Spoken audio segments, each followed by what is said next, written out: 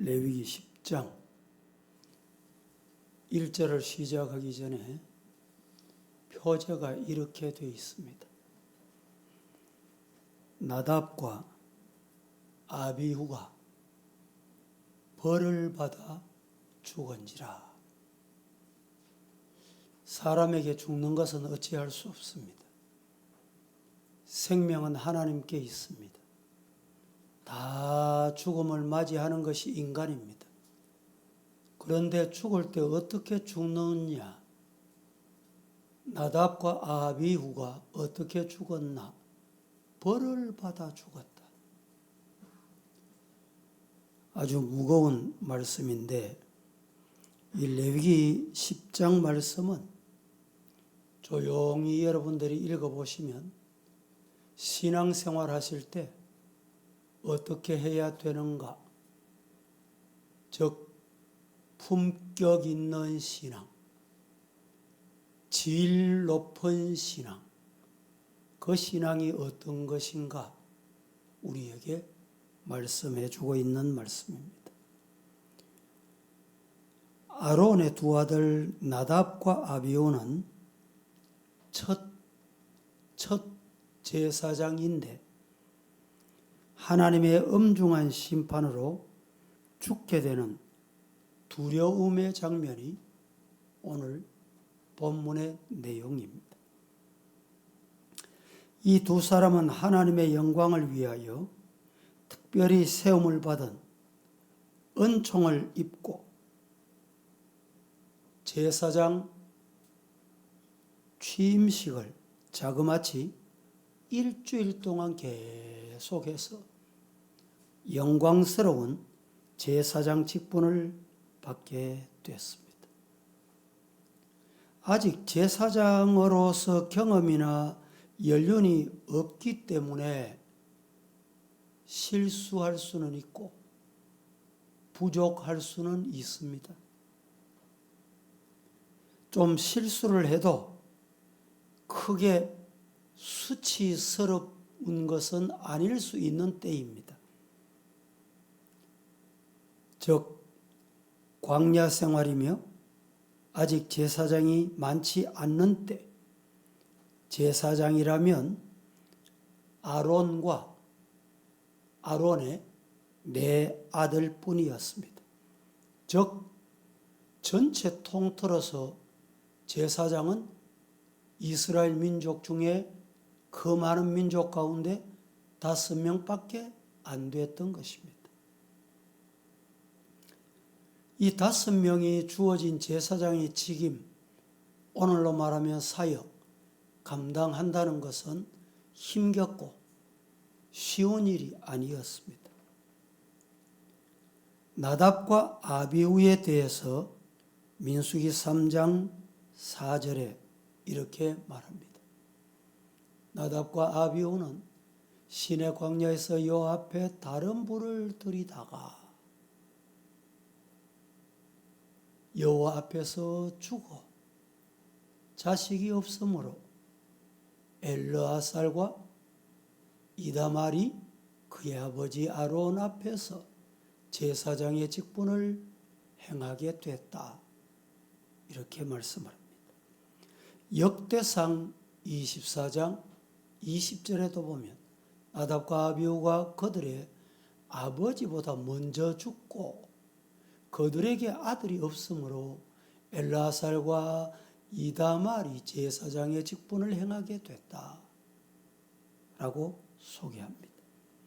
자식이 없이 죽었다고 하는데 가문으로 볼 때는 불행한 일이고 안타까운 일이 아닐 수 없었습니다.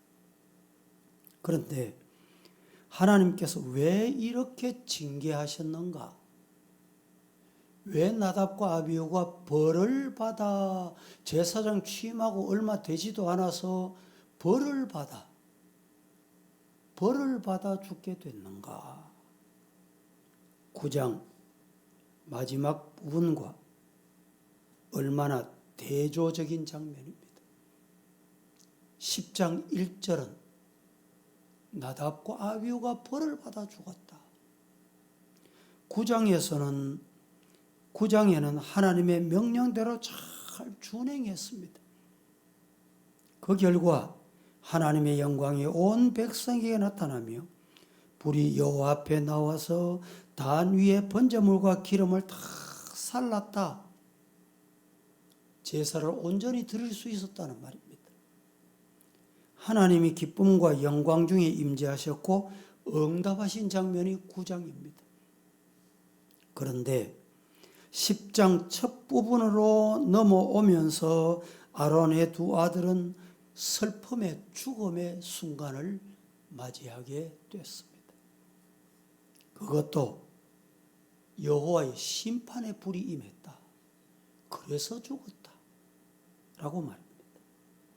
하나님의 거룩과 하나님의 영광을 유지하기 위해서 내린 이 징계는 구약 시대뿐만 아니라 신약 시대를 살아가는 영적 제사장인 만인제사, 예수 믿는 사람은 누구든지 예수 이름을 부르면 구원을 얻는다. 이게 만인제사장설입니다. 영적인 제사장 우리들에게도 중요한 교훈을 주신다. 기억해야 합니다. 제사장 나답과 아비후의 죽음을 생각하면서 우리 모두 하나님 앞에 바른 예배를 드리자. 바른 신앙생활을 하자. 하나님의 방법으로 교회를 섬기자. 내 방법으로 섬기면 안 된다. 내 생각대로 하면 안 된다. 교회를 섬길 때 내 지혜로 하면 안 된다.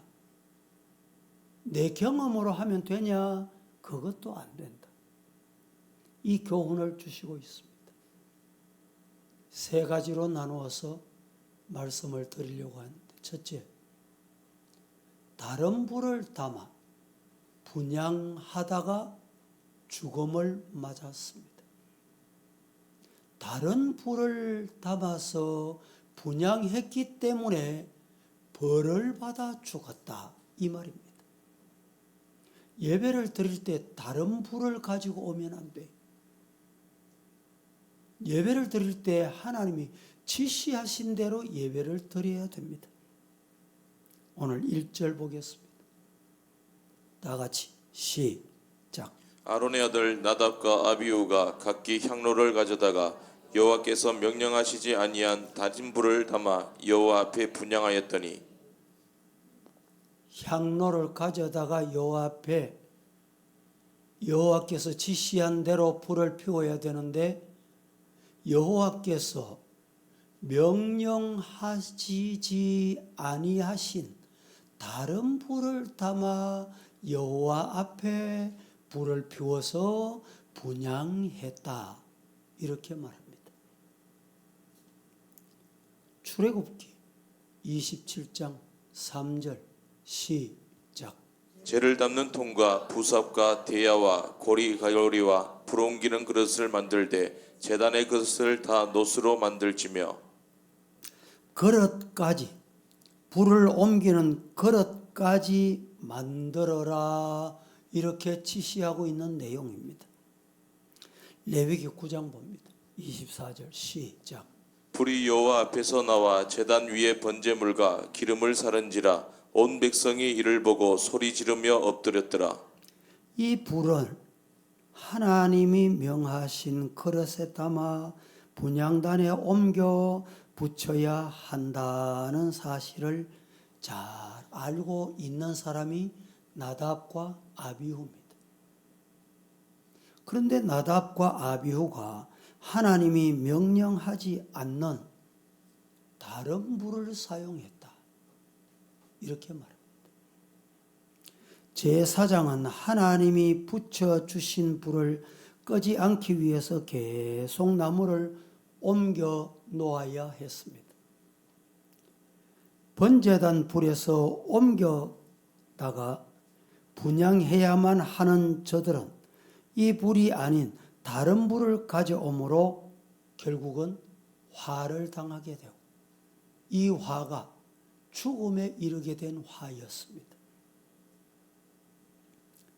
헌신은 하나님의 방법대로. 오늘 본문은 말씀대로 이렇게 말합니다. 말씀대로 안 하니까 문제가 생긴 거예요.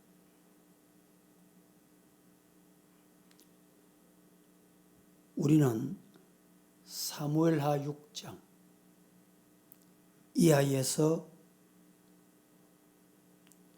어려운 사건 하나를 볼 수가 있습니다. 이스라엘 백성이 블레셋에게 법궤를 빼앗깁니다. 이스라엘로 돌아오게 됩니다. 법궤를 실은 수레가 나곤의 타작마당에 이르게 됩니다. 이때 수레를 끄는 소들이 띠므로 법궤가 땅바닥에 굴러 떨어지게 되는 안타까운 사건이 생깁니다. 잘 들으세요. 법궤가 땅에 떨어져 굴르게 됐다 이 말입니다. 우사가 손을 들어서 하나님의 궤, 땅에 떨어지는 법궤 붙들었습니다. 사람의 생각으로 잘한 일이잖아요. 아니, 법궤가 지금 흔들려가지고 땅에 떨어져서 파손될 위기에 맞았는데 땅에 떨어지는 법궤를 잡아야지. 받아야지. 부서지지 않게 해야죠. 잘한 거잖아요. 그런데 하나님께서는 우사의 잘못함으로 인하여 그를 치셨다. 누구를? 법궤를 떨어지는 것을 잡은 우사를 하나님이 치신 거예요. 어떻게 됐습니까?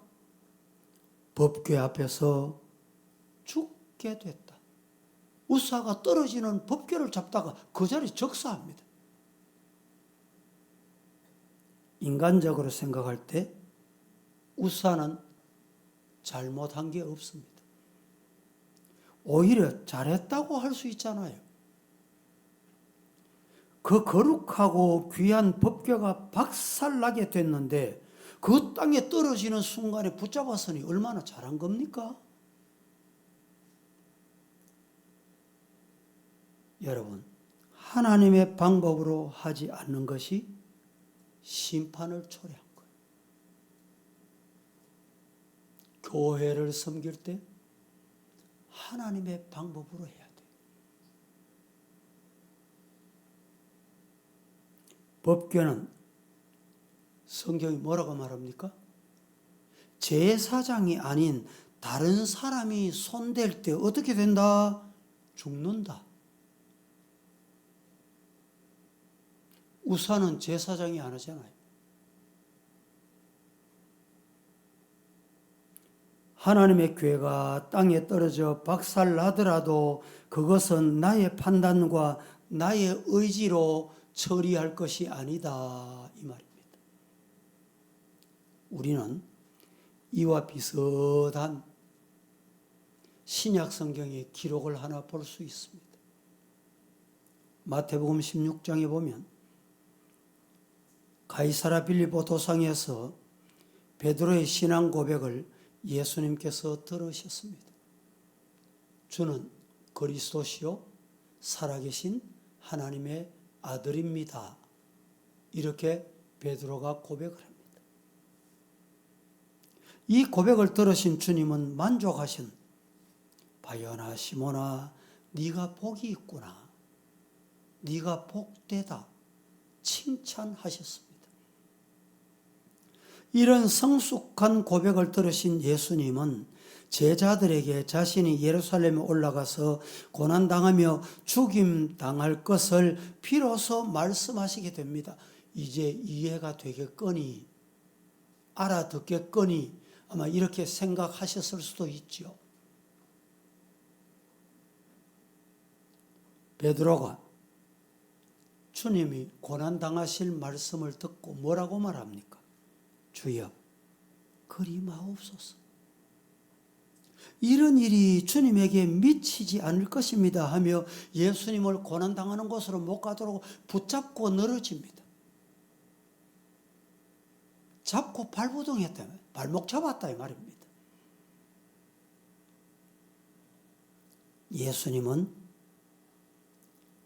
예수님을 붙잡고 늘어지는 베드로를 향해서 이렇게 말합니다. 사탄아, 내 뒤로 물러가라. 성경 보실까요? 16장 23절. 베드로에게 이르시되 사탄아, 내 뒤로 물러가라. 너는 나를 넘어지게 하는 자로다. 네가 하나님의 일을 생각하지 아니하고 도리어 사람의 일을 생각하는구나.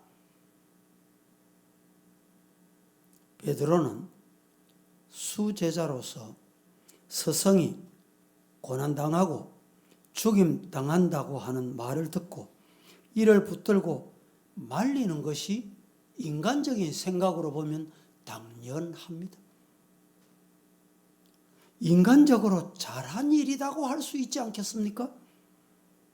그러나 주님은 베드로가 하나님의 일을 생각하지 않고 사람의 일을 생각하는구나.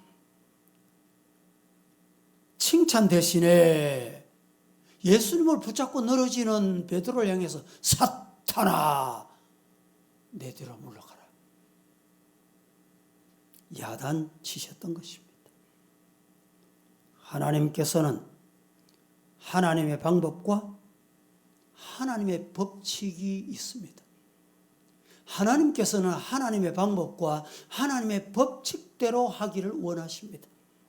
다만 우리는 그 하나님이 말씀하신다면 아멘, 예, 뭡니까 이게? 순종이라고 하는 것입니다.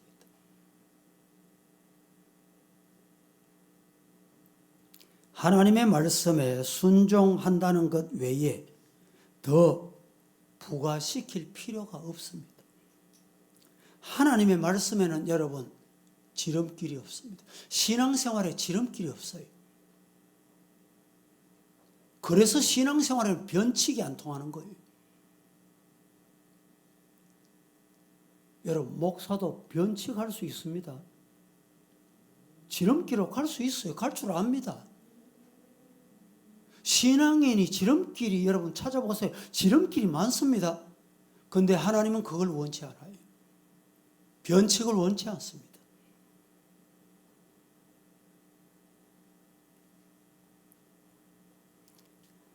성도들이 하나님을 섬길 때 하나님이 지시하신 방법과 그분이 계시하신 말씀에 기쁨으로 전적으로 순종하는 것, 이것이 신앙이다.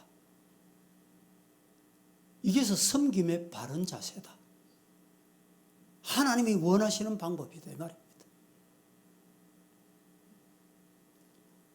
하나님께 예배드리거나 주님의 교회를 섬길 때 내 방법이나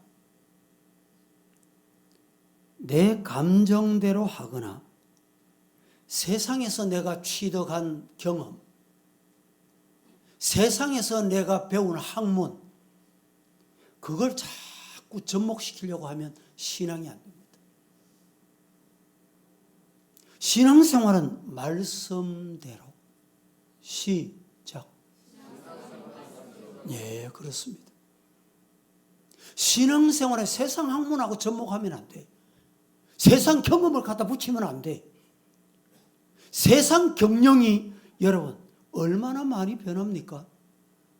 그걸 교회에 도입하면 될 것 같지요? 아닙니다. 교회는 말씀대로. 그게 교회예요. 그 교회가 잘 됩니다. 그 교회가 부흥합니다. 그 사람이 복을 받습니다. 오늘 많은 사람들이 주님을 섬긴다고 하면서 각기 다른 불, 다른 연기를 내고 있다. 다른 불, 경험의 불, 말씀대로의 불을 붙여야 되는데 성령의 불 말입니다. 다른 불을 가져와요.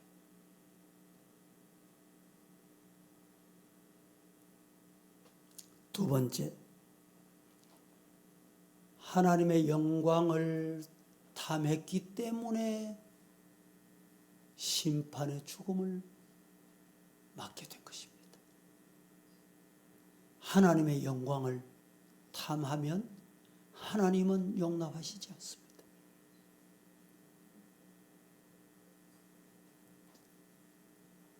많은 교회들이 교회는 안 보이고 목회자만 보인다는 말이 있어요. 그때 하나님은 목회자를 그냥 두시지 않습니다. 왜? 하나님의 영광을 목회자가 가로채는 거예요.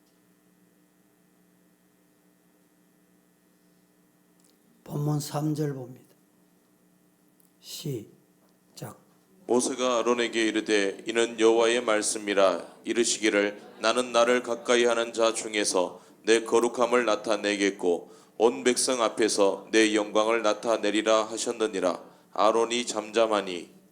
아론이 왜 잠잠했을까요? 지금 두 아들이 동시에 죽었는데.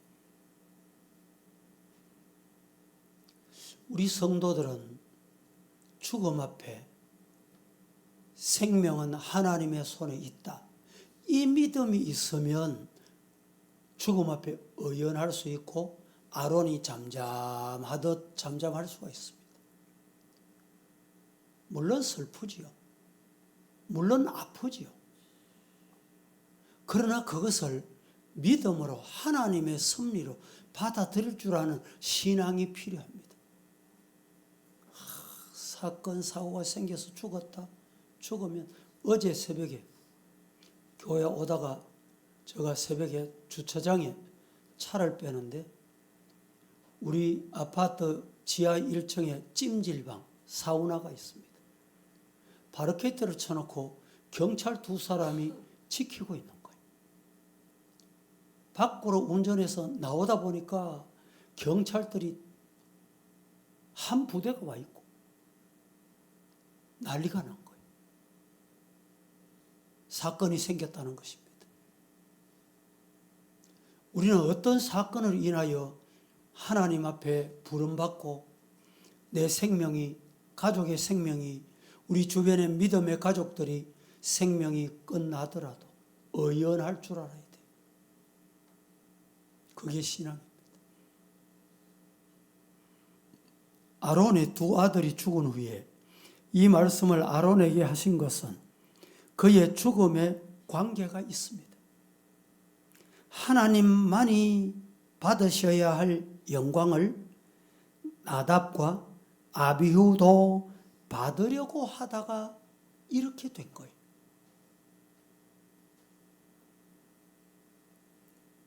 레위기 9장 24절을 봅니다. 시작. 불이 여호와 앞에서 나와 제단 위에 번제물과 기름을 사른지라 온 백성이 이를 보고 소리 지르며 엎드렸더라. 예. 이스라엘 백성은 하나님의 불을 보고 하나님께 영광을 돌렸다. 엎드렸다. 하나님 앞에 엎드려야 돼. 하나님 앞에 경배해야 돼. 하나님이 하셨습니다. 하나님이 해주셨습니다. 하나님이 영광 받으시옵소서. 하나님 앞에 엎드려야 돼. 이스라엘 백성은 하나님의 불을 보고 하나님께 영광을 돌렸습니다. 분향할 시간은 아침, 저녁이었습니다.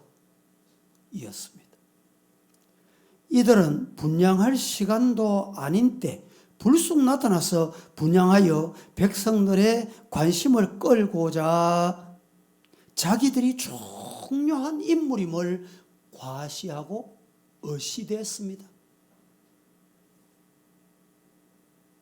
모든 영광과 관심은 불로 임하는 하나님의 임재에 맞추어야 하는데 두 아들이 백성들의 관심을 끌려고 한 것은 하나님의 영광을 내가 받겠다, 가로채겠다, 이 뜻 아닙니까?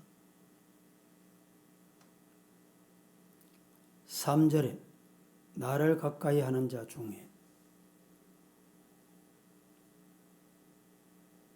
내 거룩함을 나타내겠고 온 백성 앞에서 내 영광을 나타내리라 하셨느니라. 아론이 잠잠했습니다.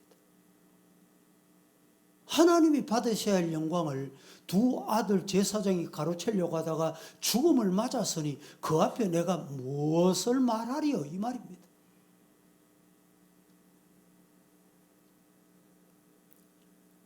주일 우리가 예배를 드릴 때 1부 예배든 2부 예배든 3부 예배든 오후 예배든 수요 예배든 금요 예배든 예배는 다 똑같습니다.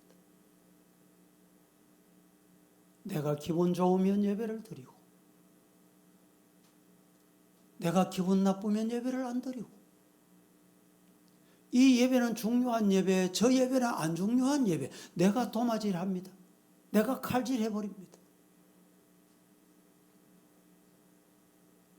사도행전 5장에 나타난 아나니아와 삽비라의 부부의 죽음은 하나님께 많은 헌금, 다른 사람은요, 엽전, 과부의 엽전, 과부는 엽전 하나 드렸어요.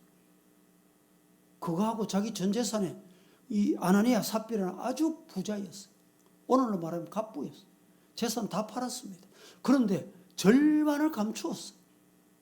절반을 드렸어요. 여러분, 이 아나니아 삽비라가 얼마나 드렸는지 현대적으로 계산하면 몇십억이 되는 거예요. 그렇게 드리고 어떻게 됐습니까? 심판받았습니다. 이들은 하나님의 살아계심과 성령의 권능을 얕잡아 본 거예요. 따라 하십시다. 하나님은 살아계신다. 성령은 나와 함께 하신다. 이 성령을 해방한 거예요. 나와 함께 하시는 이 성령을 속인 거예요. 성령이 함께 있는데, 보고 있는데. 여러분, 하나님 살아계십니다.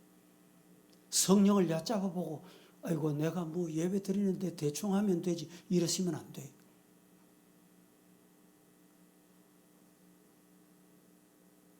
그래서 하나님이 그들을 치심으로 하나님의 살아계심과 교회의 성결을 유지하는 것. 이 초대교회가 여러분, 이들이 심판받는 모습을 보고 하나님이 살아계시는구나. 성령을 해방하면 안 되겠구나. 이래서 성결을 지켜온 거예요. 여러분, 우리 교회도 마찬가지입니다. 교회는 하나님이 주인이에요. 하나님이 지키시는 교회. 이 하나님의 교회를 내가 어떻게 되겠다? 내가 어떻게 하겠다? 여러분, 이것은 하나님의 무서운 음성입니다.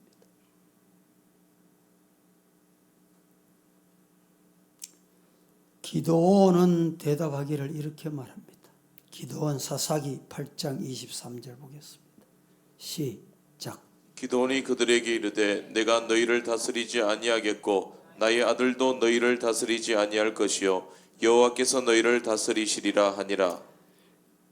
기드온이 하나님 앞에 하나님을 경홀히 여기지 않았다. 기드온 300명 용사를 데리고 미디안과 전쟁에서 이기고 돌아왔을 때 백성들이 환호하면서 당신의 아들, 당신의 손자 우리를 계속 다스려 주옵소서. 그때 기드온이 대답하기를 내가 다스리지 아니하며 내 아들이 다스리지 아니하고 오직 하나님이 하셨다. 하나님이 다스리신다. 믿으시기를 주님 이름으로 축복합니다.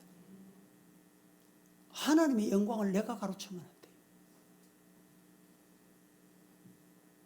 여러분, 교회는 내가 봉사하니까 됩니까? 내가 없으면 이 기관이 안 될 것 같습니까? 우리 교회 성도들 중에 가족 중에 뭐 개척하거나 또 뭐 이렇게 교회를 섬기는 분들이 있습니다. 우리 교회 잘 나오다가 가족이 가까운 데서 교회를 개척했어요. 아이고 목사님, 내가 당분간 저 교회 나가서 좀 도와줘야 되겠습니다. 아주 잘못된 교만한 생각입니다. 교회를 도와주다니. 교회는 내가 도와준다고 되는 게 아닙니다. 하나님이 주인이세요. 내가 가서 11조하고 내가 앉아준다고 부흥이 됩니까? 그 교회가 내가 주인이 됩니까? 그게 아닌 거예요. 오늘 한국 교회가 이렇게 요란하고 문제가 많은 것은 교회관이 잘못돼 가기 때문에, 내가 헌금하고 내가 도우고 내가 하니까 내 교회가 된다. 내 교회입니까? 내 교회?